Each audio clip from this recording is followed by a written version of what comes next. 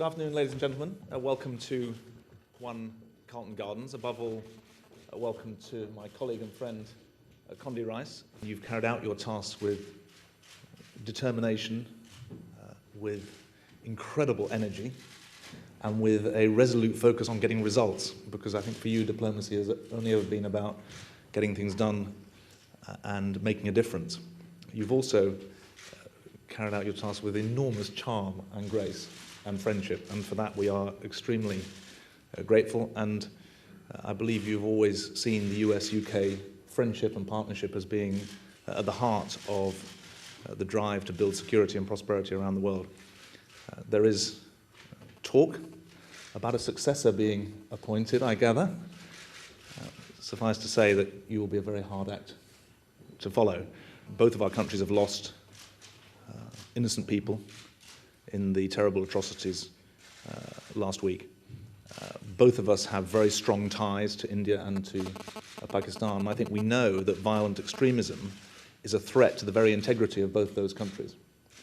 And so, for that reason, we're determined to do all that we can to work to use our influence to ensure that those who are responsible for the atrocities are brought to justice, and that the drive to reconcile India and Pakistan, to build links between those two great countries, are taken forward. So thank you very much, and I just want to thank you as my colleague and as my friend for the wonderful working relationship that we've enjoyed.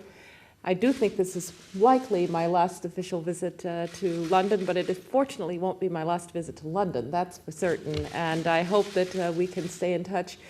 You've brought tremendous energy and skill to this position, but I just want to say that you read about, as a student of international politics, the special relationship, but you don't know really how special it is until you've experienced it. And we have had extraordinary challenges, extraordinary tasks, but also extraordinary opportunities, and I hope that when the final history of this period is written, that it will be said that we dealt resolutely with the challenges, but that we also explored and pursued the opportunities, and that we did so on the basis of the great values that unite our country, and the great values that, when they are pursued, really do make not only for a more secure world, but a more just one. We will be working with India. We intend to work with Pakistan as well.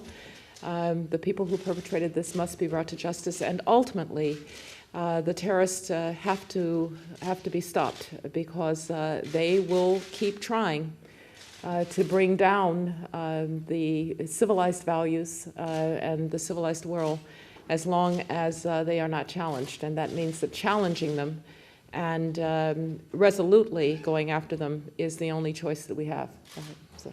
Everyone understands now that violent extremism is a threat to the very integrity of Pakistan, but also the integrity and character of India as the world's largest multi-faith democracy. And so the stakes are very high indeed. They are stakes that we are determined to work with the Indian and Pakistani authorities separately, but they also need the Indian and Pakistani authorities to work together. I know that she will bring enormous energy and intellect and skill to the position. And most importantly, I know her to be somebody who has what you need most in this job, which is a deep love for the United States of America and for its values, respect for differences that we may have with friends and allies, but always recognizing that the core of who we are as Americans unites us with very many around the world, particularly Great Britain.